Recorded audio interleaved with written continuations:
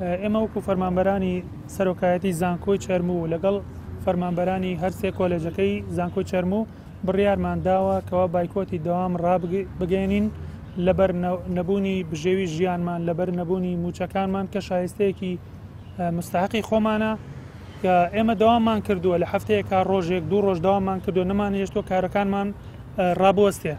بۆیە بڕیارماندا لەمە بەدواوە بایکۆت ڕابگەێنین. حکوومەتی هەرێمی کوردستان هیچ باکی بەوە نییە ئێمە دەوام بکەین یان نەکەین. بۆیە ئێمەش بایکۆتی خۆمان ڕائەگەێنین و ناینەوە سەر دەوامی خۆمان با ئیشوکارەکانی زانکۆ و فەرمانگەکان ڕابوەستێت بزانین تا چه ئاستێک حکوومەتی هەرێمی کوردستان هێتە سەر خەت و موچەکانمان بۆ دابینەکە.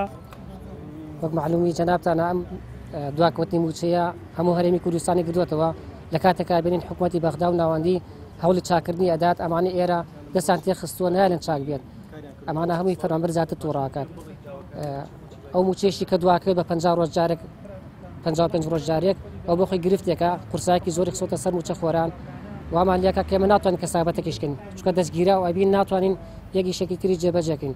بۆیە داوای مافی خۆمانەکەین. ئەمە مافیەکی سەرەتاییە دوای 15 ساڵ خزمەت 20 ساڵ خزمەت ناکرێ ئێمە دەست بدەنە کەسابەت و مافی یەکێکی تر بخۆین لە بازارە.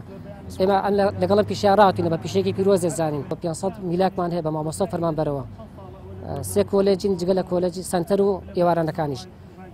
لە ئێستاکە بەشێکمان لە تەناو بەیانی توانێ بەشدار بێت، بەشێکمان بۆی کێشیدارەوە هەنێکیان لەبەر خاتری کەسوکاری تەلەبەکان کە هەفتەیەکان واڵن بام هەفتیان نەفوتی ئیمتحاناتیان هەیە لەگومان بڕیاریانداوە لەم هەفتەیەکە تاقیکردنەوەکان تێپەڕێنن ئەوانش بێنە ڕیزی خۆپشاندانەکانەوە.